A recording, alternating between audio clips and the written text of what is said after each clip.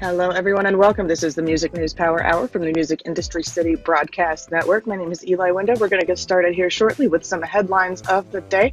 Make sure that you stick around. We're looking forward to your comments as we finish up with the beginning of our headline read here, but we are going to get started shortly. We are not only on Clubhouse, but also on stream. So if you'd like to join us on stream, please check us out, Music Industry City, Music News Power Hour, on your favorite streaming platform. All right, hang with us for just a few more seconds here. We are going to begin the countdown, and then we're going to begin today's Friday Week in Review, Music News Power Hour. Welcome. Also, I want to remind you to ping your friends in, just in case they can't see the room in the hallway.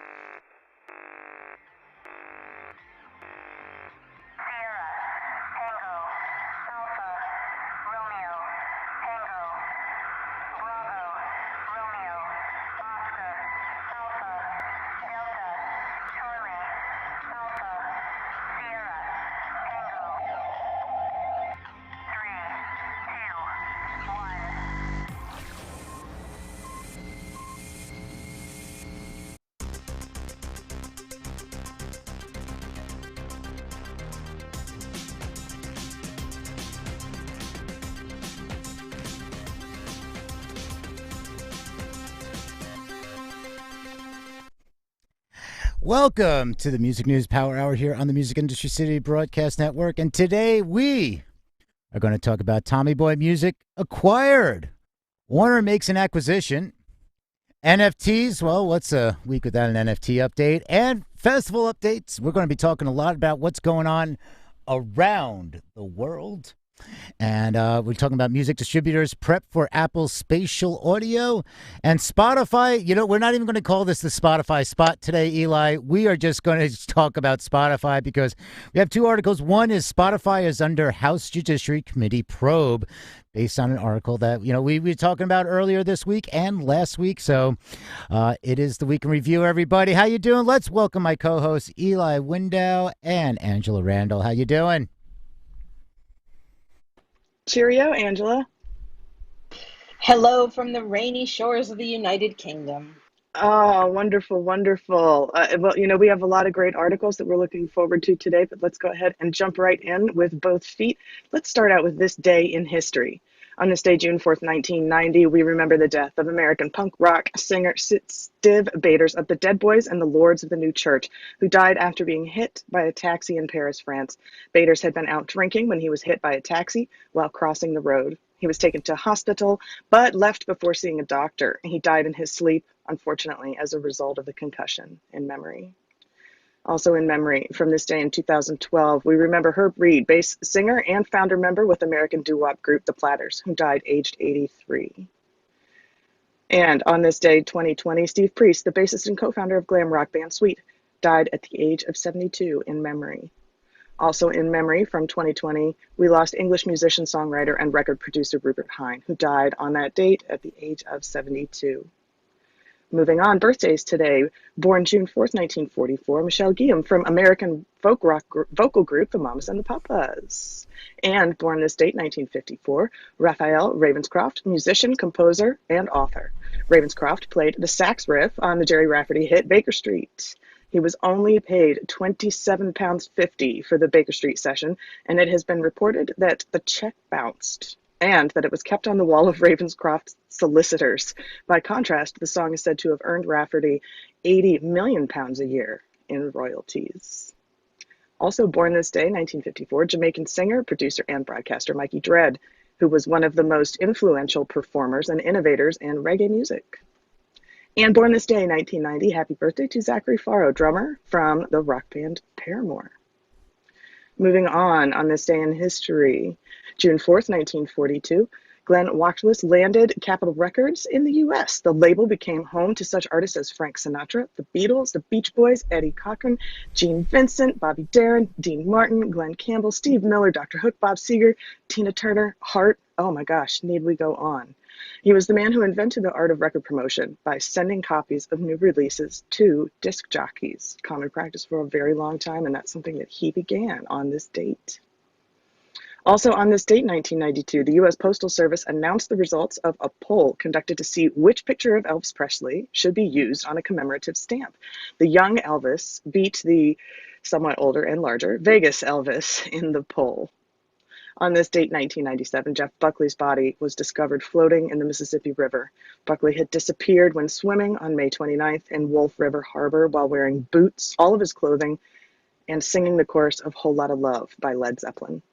A roadie in Buckley's band had remained on shore. After moving a radio and a guitar out of reach of the wake from a passing tugboat, he looked up to see that Buckley had vanished in the water. And finally, on this date, 2002, Wyclef Jean was one of 10 people arrested for disorderly conduct. In a New York rally protesting cuts to education, Jean was arrested and led away in handcuffs following an attempt to perform, which was forbidden by the event's permit. P. Diddy, Alicia Keys, Jay-Z, LL Cool J, Erykah Badu, Foxy Brown, and the Wu-Tang Clan were also at the rally to show their support and protested a proposed $1.2 billion cut to New York's public education system from this date, 2002. And that's it for On This Day in History. Back over to you, Peter. All right, thank you for that. Yeah, I mean, I remember the Elvis stamp when that came out. It was such an uproar about, like, the fat Elvis. It was like, I mean, it was just, if the internet was around, well, I mean, the internet kind of was around then, but if we had social media like we had back then, it would have been even more crazy. Well, So if we had had social media, I think that the Elvis photo that would have won for the commemorative stamp would have looked something like Bodie McBoatface, right? So maybe it's a good thing we didn't have social media for that Elvis stamp situation. Anyway. and I'm sure it would have been a meme as well. So 4chan got a hold of it.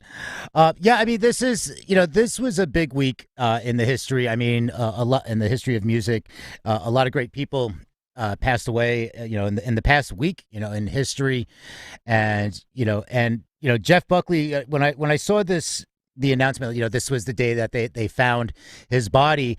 It was on the 29th that's when he died, and it always gets overshadowed a little bit because of Memorial Day weekend and everything else. And I had lucky enough to have worked with and know Dave Lory, and I said, Dave, hey, would you mind, would you like to come on the news, and we're gonna let's talk a little about, like, what happened, what talk about it, those days leading up to it, between the disappearance and the discovery.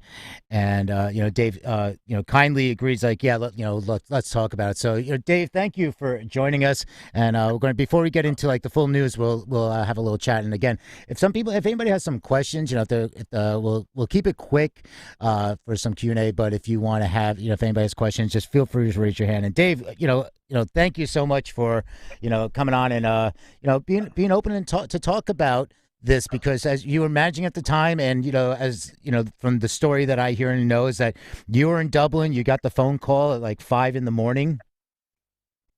Yeah, it's 5:58. I'll never forget.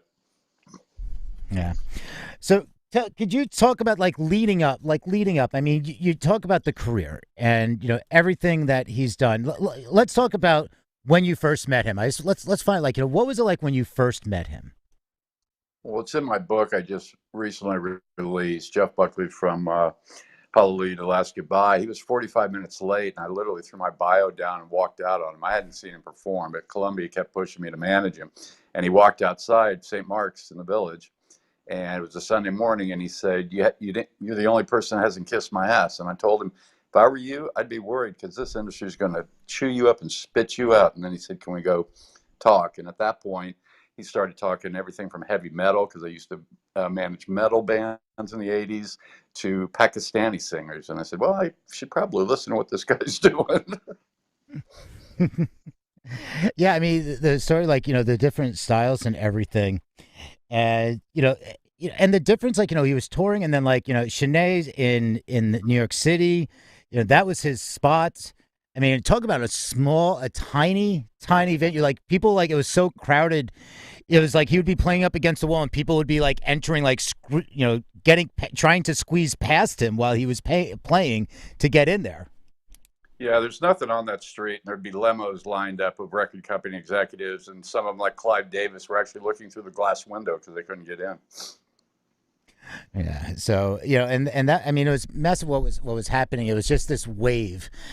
And how did he handle all this? I mean, when an artist or anybody just gets this much, gets this wave of popularity, and as a true artist, like our mindset, the mindset is like, sometimes just leave me alone. I just want to do my art. Like, how is he handling all this?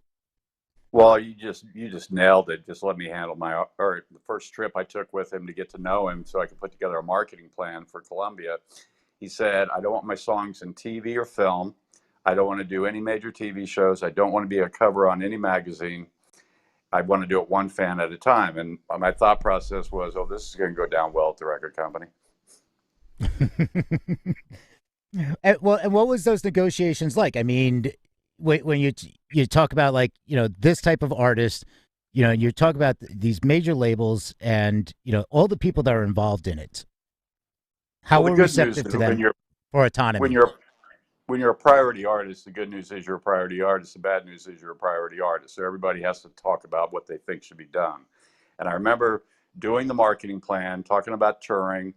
That marketing plan, when it ended, so did the cycle. It lasted about 2 years. He was huge internationally, more so than America.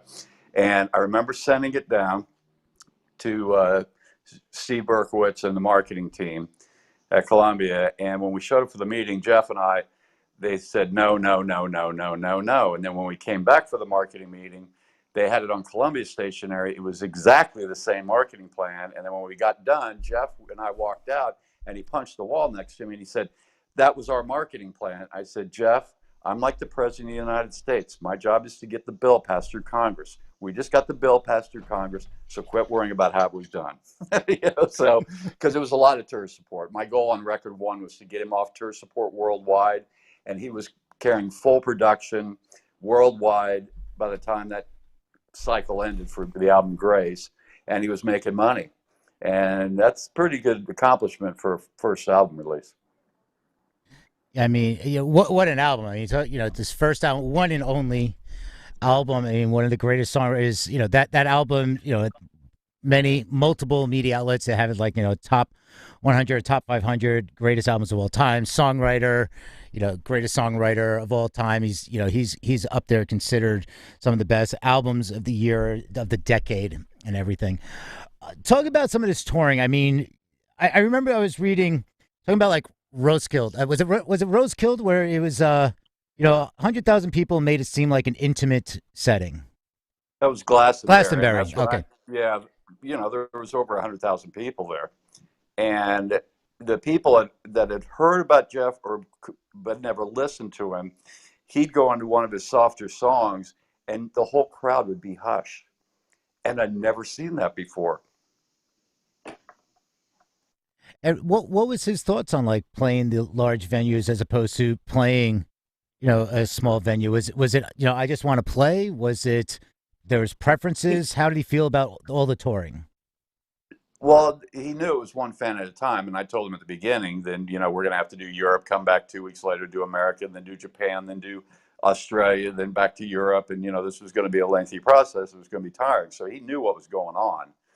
And I made sure I had complete days off for him. But he always wanted to play multiple venues. So we were playing 3,000, 3,500, 4,000 seat theaters around the world multiple nights.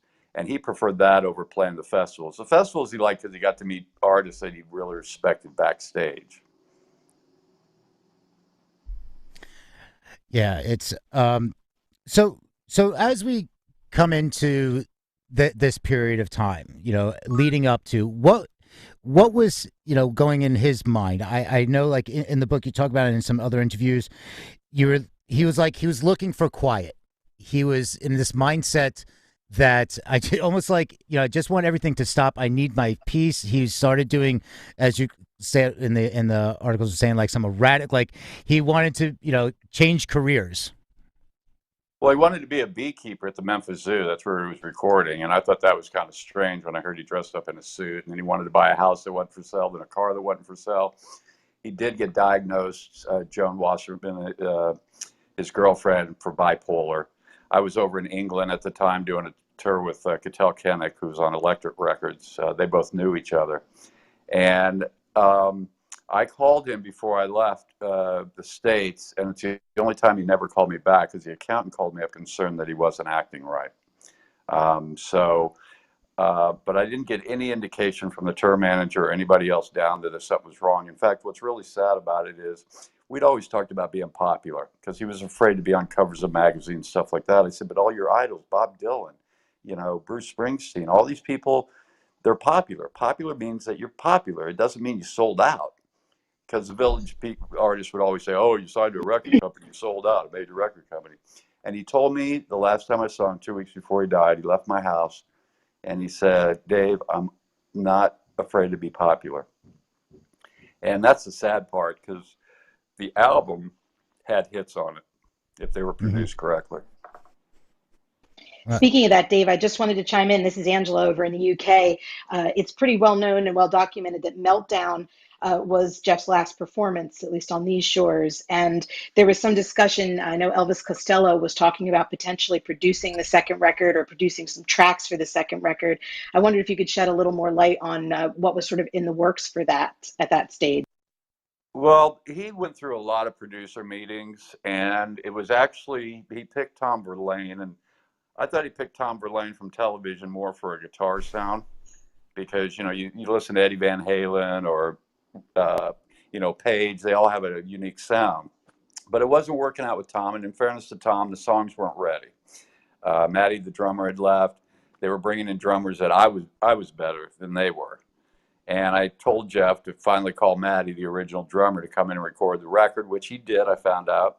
And also, regarding Elvis, he did meet with Elvis. The Meltdown Festival was very unique. Here comes a kid with a fedora on and, wife beater T-shirt and jeans and chain dangling. And here's all these people in suits and black tie doing classical music. And when he started singing, I remember when I bought the CD of Dido's Lament for him in Bath, right outside Glastonbury.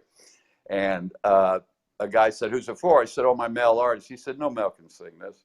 And there was a kid about 16, 17 years old behind the counter, and this one I knew Jeff was getting popular. He said, who is it? I said, Jeff Buckley. He goes, he can sing it. But the look on the people's faces when he actually came out and started singing was amazing. Man. So Dave, can you take us through, leading up to, this phone call, like, that weekend or, that day? It was like you're going in, you're in Dublin, he's in Memphis. Can you just take us briefly through that, from that phone call to the days? And I know you went out to Memphis and, and then tell us about like everything, like a little bit what was going on and that thought process. And then when you were there and, finding out about the discovery. Well, first off, there wasn't really the internet, so to speak, at that point. So you can't Google when my rock star dies, what do I do? And I remember when I got the call, I dropped the phone and picked it up. I thought I was dreaming, it's like, and excuse me, I'm getting emotional just thinking about it. Danny Goldberg handled Kurt Cobain. We co-managed the Allman Brothers together, and he called me up. He said, you're part of a club now you don't want to belong to. And him and Janet Billing guided me through the process, getting DNA sample stuff like that. But it really turned into a military operation because Cattell Kennick, my artist, had a hit called One Hell of a Life in Ireland. We were in Dublin starting her tour. I called her. She just dropped the phone screaming. My wife was his promotion manager. Columbia, I got calls that they started talking about marketing meetings. The next day, we hadn't even found him yet. So I had, all these fronts I was fighting. It was my wife. It was Columbia, New York. It was my artist in Ireland. It was my other artist. It was Jeff in Memphis. And I couldn't leave right away because I had to get on the phone because there wasn't the internet. So I was able to call all the key people to keep the story coming out. I didn't want to be about he died of a drug overdose like his dad did, Tim Buckley. And luckily, the journalist that I called and Howard Wolfing at Columbia, we called him always, said, don't print anything about his dad and him. We'll let you know what happened. And when I flew into Memphis, 2 days later, I grabbed a newspaper and he was on the front page saying, is he missing or is he not? So it was the Elvis sightings. And then I had breakfast with Steve Berkowitz. We both went to the restroom, checked our answering machines because we thought we'd get a call saying, hey guys, I did something really stupid last night, because he came back and found all the people dragging the river and everything. And that wasn't the case. And I went down to the river with Keith Fody, who was the roadie with him. He told me the story. For 15 minutes, I cried. And then the next 15, I just cussed him out. That's basically it. I was in London when I came home from meetings that day. The Royal Garden knew me because I stayed there for years. And they came up and they were so nice. And they handed me a note, and it was from the tour manager saying we found him. But the stuff you have to do, like we had sheets lined on the river, so if he popped up, we could, keep the paparazzi from shooting, taking shots at him. And I called the tour manager when I got the note. I said, I'm on the next plane. He said, you don't want to see him.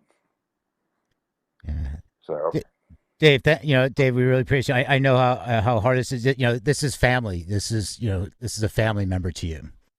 So, Well, I think as a personal manager, you have to have that. Yeah. You first your friends, and you become the dad because you got to, scold people when they're not doing what they're doing. You're good at that, Dave. I can tell you that much, speaking from experience. For those who don't know, I met Peter through the New Music Seminar, and I was actually doing the job Peter then took over. So we had a little history together. A payback. Couple yelling matches for good reasons. But no, it was. You don't say. Yeah, right. But hey, Dave, I got to say, when the news hit Sarasota with Bud Snyder and all of us down there, you handled it brilliantly. That's all I got to say. You handled it the best you could. Well, it was 24/7. I'll tell you that. It was. And when the call hit all of us, I remember we talked about it later when we were listening to Mystery White Boy. Bud Snyder and I sitting in the studio together. We were working on some Dickie Betts stuff, and he started talking about it, and just about when the call hit. And, everybody would dread that situation, but I just remember the comments being, they handled it the best they could under the circumstances. Nobody couldn't have done it differently. Well, I mean, it started out, like I said, a military operation. The first thing I did at 6 a.m. after I dropped the phone and hung up was try to get, figure out what to do. Because like I said, there's no book written. And I poured a Jack Daniels. I had a double Jack straight up. I said, what the fuck? It's like, what do you do? And when I started getting the calls later that morning that they were having marketing meetings at Columbia, I was just, and it was Columbia employees crying. They couldn't believe it. And, you're sitting there, and then my wife came over, took care of Cattell. So, and the president of Big Cat, ABBO, which Jeff's EP came out on before, they took care of my artist so I could get back to Memphis. But, I told the office, it's no comment. Dave will call you back as soon as he can. Publicist, it was same thing. No comment. We'll call you back as soon as we can. I said, everything runs through me. I mean, Peter, you know me, and I can be a dick at times. I was probably my biggest dick at that point because I just was not wanting any information to go out. And then when I flew into Memphis, I had Jack, my assistant, call his mom. I never knew his mom. He had basically not really visited her for years. So I told her, I said, I need a quote from you. We're releasing a press release. We hadn't found him yet. And it was that he's presumed dead, because I didn't want any more Elvis sightings. Mm-hmm. So famous story. It's in my book. I went to a psychic. My wife used to take Mariah Carey and Billy Joel and the artists she worked with for Columbia over there. I'd never been to a psychic. It was an old lady in the house. I had a bracelet that Jeff gave me because I kept finding it on a floor in Paris or in the hotel at Sydney on the floor. And he said, it's yours. And the woman wanted a piece of jewelry. And she's, there's no internet, so she couldn't Google me. She said, there's a Jeff or a John trying to get a hold of you. And she told me things that only Jeff and I knew. It was just freaking me out. And then at the end, she said, this has something to do with water, doesn't it? And I said, yes. And she said, he wants you to know that it's okay. It's not your fault. He didn't mean for it to happen, but he didn't fight it. You can let everything go. And I was in a lawsuit with Sony because the last words to me was, don't let Sony get the music. And we taped and recorded everything and had commercial rights for everything, be it a radio show, whatever. So, that was hard. And I went back and packed up all the tapes, made copies of them, and sent them up to Columbia at the Messenger Center. I didn't even go to Donnie Iner's office. All right. So, Dave, let's just talk about, before we're going to start wrapping up. And if anybody has a question, please feel free to raise your hand. We'll maybe have one or two questions or anything. But Dave, how do you, like, as a manager, you're dealing with the state. I mean, the world was watching, and Chris commended you for the way you handle it. I mean, there's so much pressure on you. Like, how do you come out of this? Like, what is next at that moment? Because you have family, you have the business relationships, everything to deal with. Now it's going to be a state. There's everything. Like, it doesn't end. It doesn't stop right there. It gets actually more complicated. It does. Luckily, when we got the story out from the autopsy that he had no drugs in him and, only half a can of beer, that helped. So the truth was coming out. You just disconnect emotionally from everything, and you just keep fighting. I realized I hadn't grieved when I started to write the books, when CA, the agency, called me and said it's time for you to put a stamp on his legacy because all the other books were wrong. And I went out, and there's all these boxes from the lawsuit still sealed. And the first one I opened up had the autopsy, the death certificate, all that stuff. I was writing on the back porch. My wife kept coming out, "Are you okay? Are you okay?" I just cried for 3 days writing it. It was then that I realized I never grieved. Yeah, I remember. I remember you were talking about that. It was like you didn't have time. It's like there was so much on your responsibilities. There was so much on your plate. You didn't have time. Well, it's funny, when I did World Cafe, and it's on the, you can Google Dave, Lory, Jeff Buckley, World Cafe. There's an interview there, and the woman was a huge fan. And all of a sudden, you hear all this dead air because she's crying when we started talking about his death. And I'm throwing Kleenex over to her. And I'm thinking to myself, "Don't do this to me." This was my first big interview when the book came out, and she made a comment saying, "Why did you do this? You didn't have to do this." And I said, "No, I do." Well, she said, "Even you had a contract in perpetuity with Jeff Buckley, and by writing this book and putting a stamp on his legacy, you're still managing him in perpetuity." And that's really the reason I wrote the book. Right on. Dave, we appreciate this so much. Thank you for sharing this. And, I always know this week is always a tough week for you. So we really appreciate this. And to end on a lighter note, I do want to just, for anybody, like we talk about, in a lot of different rooms here, how to get into the music industry or like things to do. I want to share a funny story between you and I when you were doing Webster Hall opening night party in 2012, and you just get on the radio and you're like, "Peter, get over to here to production world," and you're just yelling, and I'm like, "What?" And you hand me a $50 bill and you're like, "Go get me a bottle of Jack." And I was like, "Run to the store, get me a bottle of Jack."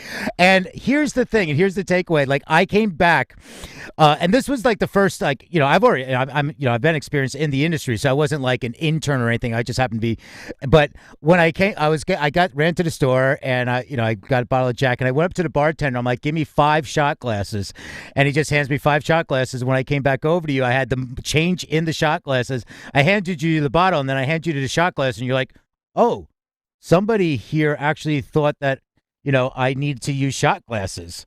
What a concept." and you're like, from then on, you didn't yell at me for the rest of the night. Well, Peter was. Did you learn that you should always have a bottle on hand, Peter?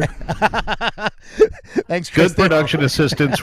As soon as somebody in production sees that happen, they just have one handy. I will tell you this: by the time my wife and Abbo from Big Cat Records got over to Dublin to relieve me, so I went to her show that night because she was trying to cancel her tour, and I didn't want that to happen. It was opening night.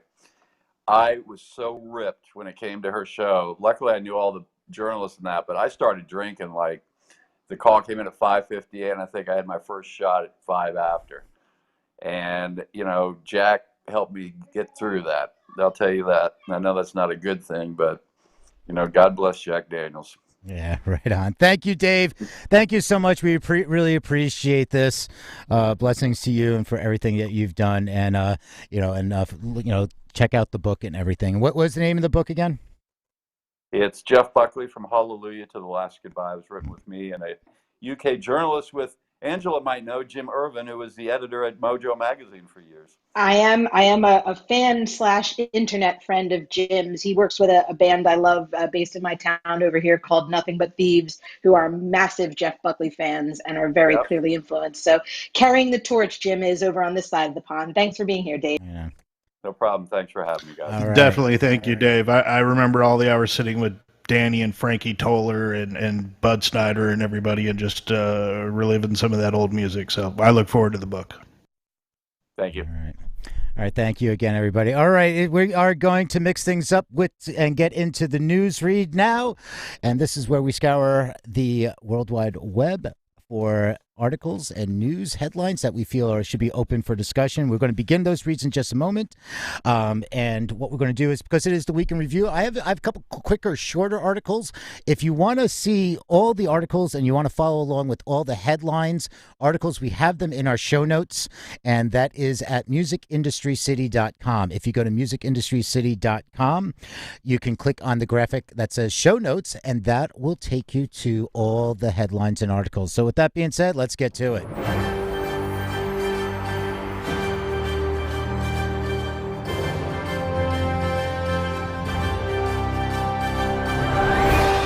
All right. Dave's still here. This one kind of ties us together a little bit. I intentionally put this one because Dave and I both worked with Tom Silverman, and this just came out. Of course, musicweek.com. Reservoir acquires legendary hip-hop label Tommy Boy Music. So Reservoir has acquired legendary independent hip-hop and electronic record label Tommy Boy Music. According to an SEC filing, Reservoir is paying approximately $100 million. The deal comprises 6,000-plus master recordings, including Coolio's Gangsta Paradise, House of Pain's Jump Around, and Africa Mabata, and the Soul Sonic Force's Planet Rock. Tommy Boy Music helped to launch the careers of hip-hop icons such as Queen Latifah, Coolio, De La Soul, Naughty by Nature, Africa Mabata, Digital Underground, House of Pain, and Force MDs, among many others. The U.S. label introduced EDM to mainstream audiences through releases by LFO, Cold Cut, and 808 State, while helping to establish the Latin freestyle and Latin hip-hop genres with releases by TKA, K7, and Information Society. Tommy Boy Music also includes catalogs of Amherst Records, Harlem Music, and Hallwell Music, which hold masters and publishing rights for a diverse collection of 70s soul, disco, and jazz artists, including the stylistics Van McCoy and Glenn Medeiros. Okay, so what Rel Lafayette from the Reservoir President and CEO says, we now have two of the greatest independent record labels, Tommy Boy and Chrysalis Records, under the same roof. Our immediate focus is to integrate these indie powerhouse catalogs under our existing Chrysalis distribution network and focus on growth in sync, digital licensing, and stepped-up marketing efforts on an international level. Add this to our recently relaunched Frontline Chrysalis label, and Reservoir's recorded music division is primed for growth and global success. So, the Tommy Boy joins augmenting Reservoir's recorded music division with its focus on supporting legacy recordings from independent artists. Reservoir will continue to market the catalog under Tommy Boy label out of Reservoir's New York City headquarters, with A&R creative led by Reservoir VVP Faith Newman and international marketing and distribution driven by Reservoir's Chrysalis record team in London. This is following an announcement that Reservoir had entered into an agreement with Ross CH Acquisition Company, a special purpose acquisition company, or SPAC, with the first step becoming a publicly traded company listed on the NASDAQ exchange. So congratulations, Tommy. Years and years of hard work. And we're going to move on to just a couple more acquisitions that are happening. Seems I'm going to rush through these just so there's a lot we want to just cover.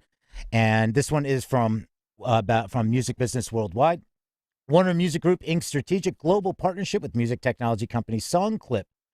Okay, the deal will use SongClip's. This deal will see SongClip use WMG's catalog of its API, enabling social media users to add clips of licensed music to their online photos and videos and video dating and gaming apps. SoundClip has created an API that, when integrated with other apps, allows users to search for and share music clips and everything from their social media feeds to their online dating profiles. The tech also provides data analytics on how consumers interact with music to the social platforms, mobile apps, and virtual marketplaces that use its service. Warner says that the deal reflects a strategy of expanding the use of extensive music catalog beyond traditional digital streaming platforms. The integration of its catalog into Songclip's API is expected to boost the discovery, distribution, and consumption of millions of individual Warner Music Group tracks. All right, so it goes on. I mean, there's a whole lot of quotes in here of like, hey, this is great. We're looking forward to this partnership. So we're not going to, you can skip through those. It's really interesting. And I know, Angela, this is something you sent to me. Was there anything that you wanted to mention about it? I just like that it's sort of moving in the right direction towards what we've been talking about with all this Twitch rigmarole about labels and apps, and there's sort of being workarounds to all of the DMCA issues that we're experiencing. So any apps that are looking towards striking partnerships with record labels as opposed to pitting everybody against one another in the creator economy is a good move forward for people. Right on, yeah. Making there's so much going on that. With everything with licensing and distribution, this is always more welcome to make things easier with less friction. Andrew just raised his hand. Andrew, is there something that you wanted to chime in on, though? Hey, it's good timing because actually that venture I mentioned a week or two ago is actually Songclip. So I'll be joining them on Monday. All right. The cat is out of the bag. The breaking news. Yeah, so I'll be kind of working with them, heading up a strategic programming and curation. So congratulations. Thank you. Right on. Yeah. This is one of those, we have people in the rooms that are saying, hey, I'm working on something I can't talk about. And we're like, keep us updated. And sure enough, Andrew. So congratulations, Andrew. Let's touch base offline. Let's talk about this more. And maybe we can have a little segment on it to talk about what is really going on behind the scenes now that this is happening. So thank you for that. All right. And continuing with catalog acquisitions, this one is from Billboard. Joe Little, Lord, and Taylor Swift hitmakers sells songwriter catalog to, guess who? Hipgnosis. All right, and so the songwriter-producer has also worked with blockbuster hits for Imagine Dragons and Khaled. So Hipgnosis Songs Fund has acquired the lucrative song catalog of the Grammy-winning songwriter, producer, and musician Joe Little, and we just talked about who he has written for. These songs have been streamed over 15 billion times worldwide. Broken down year by year, his catalog brought in a combined $1.3 million in 2017, $2.9 million in 2018, and $4.3 million in 2019. Based on royalty statement revenue calendar in year 2019, 36% of those royalties derived from his writer's share of income, while 30% came from streaming, 15% came from performance, 14% came from sync, and 5% came from mechanical. The overall geographic split of revenue breaks down to 61% in the U.S., 39% internationally. Notably, 65% of that stems from Little's top 5 songs, Whatever It Takes, Royals, Young, Dumb, and Broke, You Need to Calm Down, and Me. So it's really interesting. We see, we've heard a lot about, publishing catalogs, and now we're talking about, the masters recording catalogs being moved around. Hipgnosis in the last 2 months has stepped up and to start getting a lot more on the producer side as well. And speaking of, lots of that selling catalogs, Downtown Music, they're selling off their publishing catalog.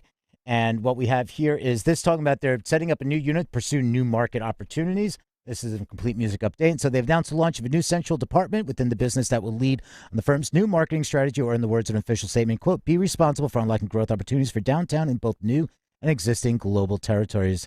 And so this is really interesting. If you're following what, that Downtown has acquired last year, Sheer Music Publishing, and, so this is, some of the people that are staying on, that David Alexander, managing director of the South Africa-based music publisher that Downtown acquired last year, and that was Sheer. He'll be joined by Hele de Moral, who previously headed up international operations for Downtown's DIY distribution company, CD Baby. So they have a lot of these services, and that's what we're looking at Downtown as a service company now, and it's very interesting what they've done. And with that, let's kick over to Eli for a moment. All right, let's kick over to me indeed. Well, this is an incredibly powerful day in the Music News Power Hour, and I want to remind you that you can ping your friends into this room. If you know someone who would enjoy this conversation, please do ping them into this room. And don't forget, this video will be available as a video stream on your favorite video on demand streaming platforms, including YouTube and on musicindustrycity.com. So if you know someone who would like to check out the conversations, please do refer them to musicindustrycity.com, where they can hear and watch the video on demand of today's incredibly powerful conversations. If you're in the Clubhouse room, you can use the plus sign at the bottom of the room to ping your friends into the room to invite them to join the Music News Power Hour to listen in or join the discussion anytime. You can also chime in on the chat if you're watching us on stream. Hi to everybody who can see us on video. If you're listening and you want to watch, visit musicindustrycity.com to tune in on video. Be sure also that you follow your moderators. These are the speakers on the stage with the green moderator button, and you can touch the greenhouse at the top of the room to follow Music Industry City and join the club on Clubhouse and get more updates. Don't forget, additionally, to register on musicindustrycity.com. It is currently free. It is currently free to register on musicindustrycity.com for updates both on and off Clubhouse. Lots of events happening on Music Industry City to keep you in the know.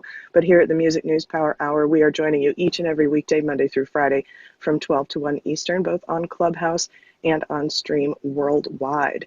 And with that having been said, Peter, what do you say? Shall we take a trip across the pond? What do you say? Shall we keep it in America? What time is it? Well, is it time for our flight? It's our time for our flight. We're going to go over to the UK. It's time for our flight. Let's check in with Angela Randall, who is our UK correspondent. Hi, everybody. It's definitely a rainy one over here, so I don't know if you want to keep those flights booked as arranged thus far. There's still time to back out. I think the rain in London. Say it isn't so. I know, how unusual. We've just got a little piece today. Strawberries and Cream signs GIR 50/50 pledge and has gender balanced lineup. S&C Productions Strawberries and Cream has become the first festival to sign the 50/50 pledge by nonprofit advocacy organization Girls Irate to advocate for gender equality and diversity in its programming and staffing. Women will make up over half of the acts at the 10,000 capacity festival at Childerley Orchard, Cambridge, from 18th to the 19th of September. Singer Mariah May and DJs Kenny Allstar and Cuppy are among the artists who have signed the pledge. Founded in 2016, the Grammy Award-winning songwriter Carla Marie Williams, GIR campaigns for equality and opportunities for women within the UK music and creative industries. GIR said this project will have a particular focus on Black girls and women in the UK, the Caribbean, and Africa. The pledge supports Key Change, a movement supported by Creative Europe to champion and support women and gender minorities in the music industry. If you want to know more about this, just click on the article in the show notes. There's a lot of interesting interviews and quotes with those who've signed the pledge. Just another step forward in diversity from over here in the UK. And with more news from the US and around the world, back to you, Peter. All right. Thank you for that. And we have, what's a week without talking about NFTs? But this is one that just,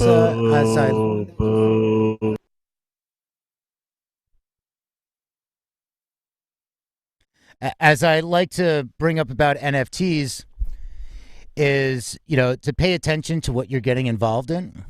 It's very important to know that, the type of risks that are involved, with any kind of also dealing with cryptocurrencies and, this bubble that everybody was jumping on.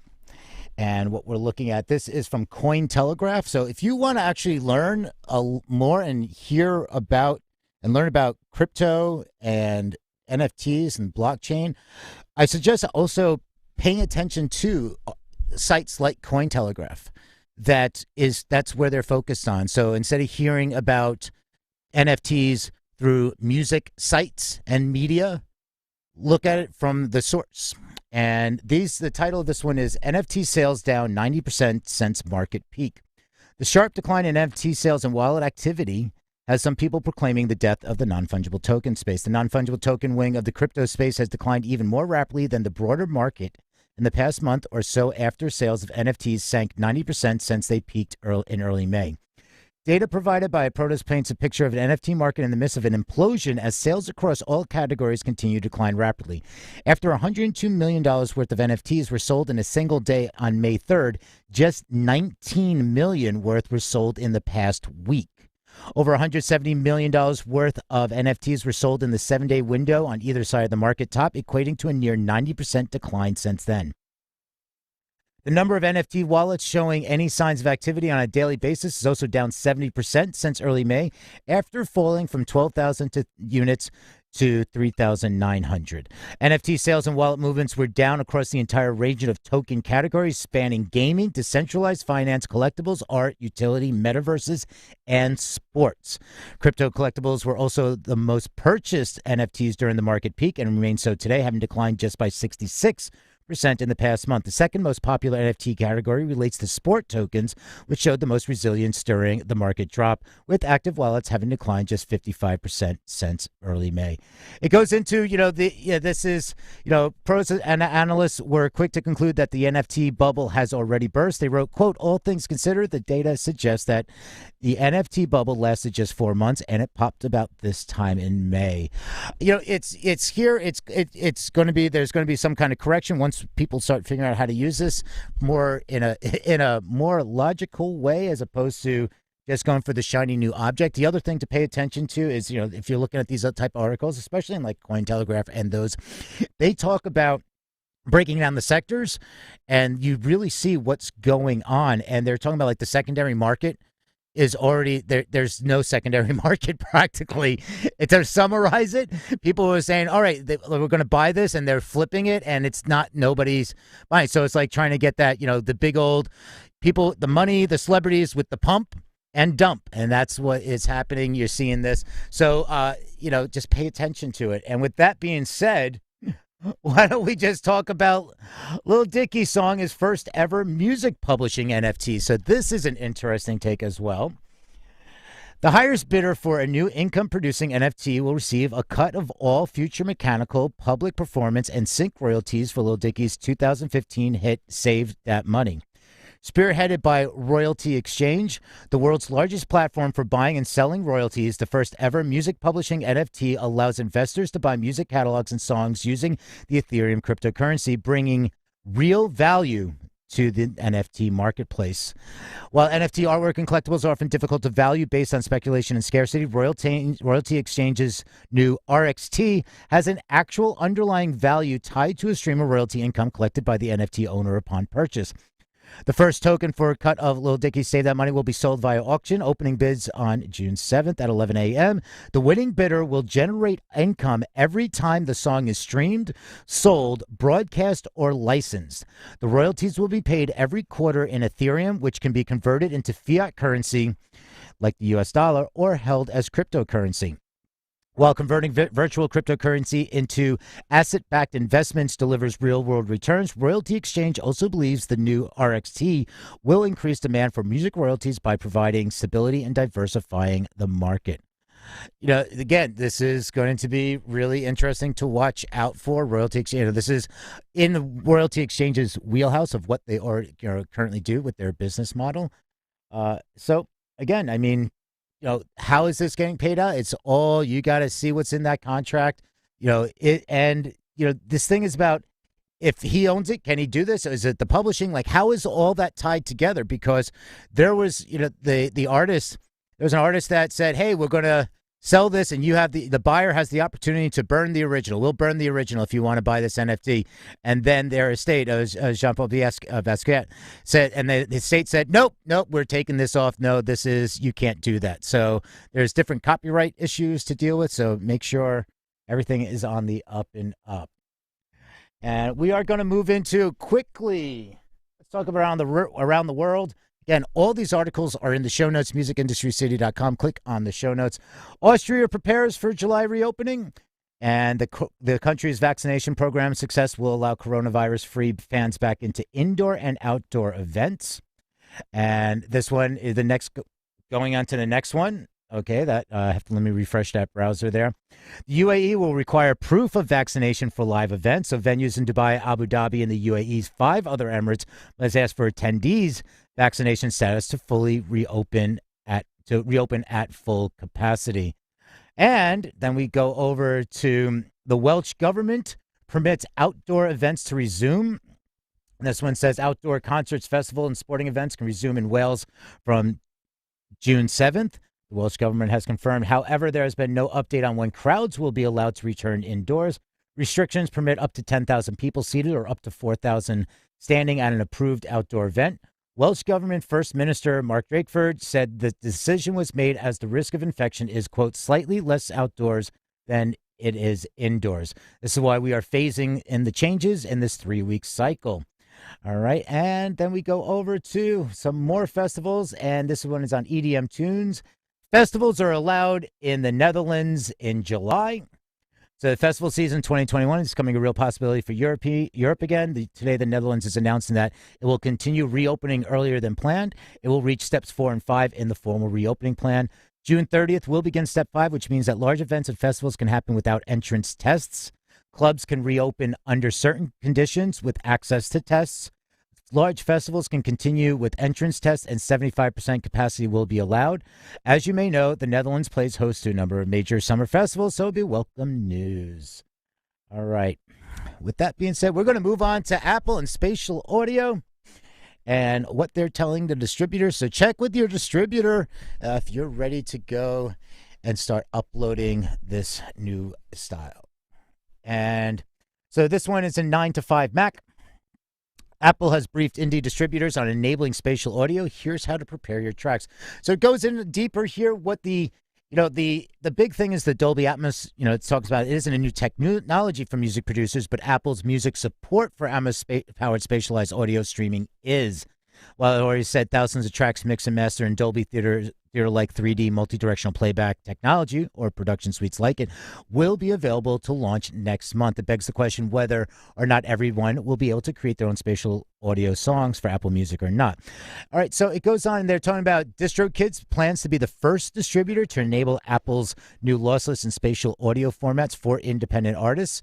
And, the article says, no surprises here. DistroKid is apparently the only distributor right now that allows independent artists to get the title master mark on title. But this information, in combination with what they're hearing elsewhere, all confirms the lossless and spatial audio music distribution for indie artists. It also talks about spatial audio delivery requirements. And so, the spatial audio delivery BWF and ADM files. We're talking about new file formats. So we're going to have a lot more acronyms to deal with. And they give a quick breakdown on how to prepare your music for spatial audio and ready your production pipeline. Check with your distributor of choice when they will enable it. Okay, and again, Apple has briefed the distributors and isn't holding them back from enabling it. Get familiar with Dolby Atmos. Atmos works via plugin for Logic Pro, natively in Pro Tools and Nuendo, or mastering studios have implemented support for Atmos. So follow the Apple-specific Atmos specs for delivery, and Dolby, and they have lots of documentation there. So there's a lot more. It goes in a lot deeper here, but it's really good to see. I'm looking forward to this. And also, then, if you are subscribed to Apple Music, make sure that your listening device is capable of handling that. So I was just going to say, this is your call to action, everybody, to start upgrading your at-home system so that you'll be able to listen to much better quality music in surround. Right on. All right. With that being said, Big green dot. It's the spot. It's our favorite time of the day. It is our favorite time of the day. This is the Spotify Spot, where we move into the section of our broadcast where we look at digital technology and how it affects the music industry. But first, let's take a look at your weather update. Your weather this weekend is going to love you like nobody's loved you, come rain or come shine. Now let's check out the Spotify Spot. Over to you, Peter. All right. So this one is from Consequence. And what we have is House Judiciary Committee probes Spotify's discovery mode for lowering artist royalties. Reps Jerry Nadler and Hank Johnson Jr. are concerned that the pilot program creates a, quote, race to the bottom for artists' wages. All right, and they sent a public letter to Spotify CEO Daniel Ek probing Spotify's new discovery mode, which was launched in November. This pilot program offers artists and labels reduced royalties in exchange for algorithmic preference in radio and autoplay formats. And they go on to say that it's a race to the bottom in which artists and labels feel compelled to accept lower royalties as necessary as a necessary way to break through an extremely crowded and competitive music environment. Quote, depending on how the program is implemented, there is further concern that accepting lower rates for this boost in Spotify's algorithm may not even guarantee more airplay if virtually all commercial artists are also doing the same. Few details of Discovery Mode have been made public, but the program is reminiscent of illegal payola schemes from the 50s, 60s, 70s. I'm sure they're still going on. When some record executives bribed radio stations to play certain songs without disclosing the payment. In this case, Spotify is actively attempting to exchange airtime for money, and it's doing so with far more market share than any traditional radio station could dream of. But because it is an internet company and not a broadcast station, the FCC's sponsorship identification rules don't apply, and it's unclear if Spotify has broken any laws. So, this is something just to keep an eye on. And in response, they're talking about, in response, the Union of Musicians and Allied Workers praised the first congressional oversight action aimed directly at Spotify's payment practices. In a statement, they wrote, UMAW urges Spotify to comply with the oversight letter and explain their unfair payment practices. The group also continues to call on the company to end their payola practices, pay artists at least 1 cent per stream, increase transparency of the company's business practices, abandon surveillance technologies such as the speech recognition patent, and halt lawsuits against artists. Meanwhile, Spotify continues to grow. Earlier year, it announced a new high-fidelity tier and expansion to 80 new markets. And that is it for the reads. We just have a few minutes left. So, again, thank you to Dave Lory for joining us early. And we also want to just make sure we got a chance to cover some of the week in review and headlines of the day. Anybody have some thoughts on anything that we covered here? Boy, this was a heavy day. A lot of information and a lot of emotions flying around in the room. I'm really glad we got a chance to speak to Dave, and a few of these reads have sort of set us back up on a high because a lot of festivals and events are going ahead around the world, which will hopefully, knock on wood, help present studies for the U.S. to get back on track as well. Right on. Thanks, Peter, for bringing Dave in. That was quite amazing. Very amazing. Yeah, it's I call actually I didn't even text him last night. I just called him. I just when I saw it, because when I was prepping the news and I saw that, I just called him and he's like, "Hey, buddy," and I just said, "How you doing?" That was it. That's all I cared about. It was just like, "How you doing?" So, and so we talked about it. And because I know you could hear it in his voice. I mean, it is dear to him. Yeah, and still raw, obviously. Yeah. As an artist manager, I think that relationship is so sacred, and that's a very personal situation. That's a member of the family, and that's so very difficult. We want to thank Dave once again for joining us today and sharing these wonderful memories. Make sure that you do check out Dave's book as well. Yeah, I can't recommend the book enough. 100%. Speaking of Dave's, we did have a David that raised his hand. Dave, was there something you wanted to just comment on about any of the topic? Yeah. Hi. Thanks for creating this room. I'm a new member to Music Industry City and been hanging out on Clubhouse for a little while here. And I just wanted to share some new technology. I've got a startup. David, we're actually wrapping the room in 45 seconds, and this is not the room for promotions. This is a newsroom. Oh, this is technology. This is news. If you go to bit.ly/MTV. Hey, all right, David. Thank you, David. Oh, this is really huge, Peter. All right, excellent. Hey, we want to encourage you definitely to submit the headlines as well, because we're headlines junkies here in the room, so we always love headlines too. Why don't you? I think Peter said, give us your 15-second pitch. Yeah, live volumetric video. Live streaming music and volumetric video, and I'm demoing it for you right now if you wanted to check it out. Okay, great. Well, this is definitely a strange room for demos because we are streaming across multiple platforms on the web, and we have listeners on Clubhouse and across multiple platforms. We want to thank you so much for joining us today for our conversation and for our broadcast. And we want to remind you that you can get updates on musicindustrycity.com by subscribing. It is currently free to sign up for free email updates through Music Industry City. We want to remind you also that you can follow your moderators. These are the speakers on the stage with the green moderator icon, and you can touch the green house at the top top of the room to join the club here on Clubhouse, Music Industry City. We are also here at the Music News Power Hour, both on Clubhouse and on stream every weekday from 12 to 1 Eastern. We cover all the music-related news that's actually fit to listen to and discuss. If you know someone who would like to join us, please do hit the ping button and have them join us right here in the Music News Power Hour, where we will return on Monday from 12 to 1 Eastern. On behalf of our UK correspondent, Angela Randall, and myself, Eli Window, I want to thank you so much for joining our conversation and our broadcast today, and remind you that you can tune in and watch this amazing broadcast on musicindustrycity.com. There is more content. Peter, can you tell us more content on Music Industry City, please? We're going to, just wrapping up. I know we're a little over, so I apologize about that. And we're doing live streaming. We're doing stuff in VR. We have a lot coming out. Our playlist is going to be announced on Monday, and then we have Martina's Pick of the Day. So we have our 2 emails, and if you want to find out more, you can sign up for free at musicindustrycity.com. And also there's a graphic that says show notes, and you can see all the articles that we did. Thank you again to Eli. Angela, thank you. Have a great weekend, everybody. We'll see you Monday. Cheerio. Drinks at Tom Silverman's house tonight on him, right? Right. Cheerio, and have a wonderful weekend, everyone. It's great to see you. Congrats, Andrew. Congrats. Thanks. Have a good weekend. Congrats, Andrew. Thanks, guys.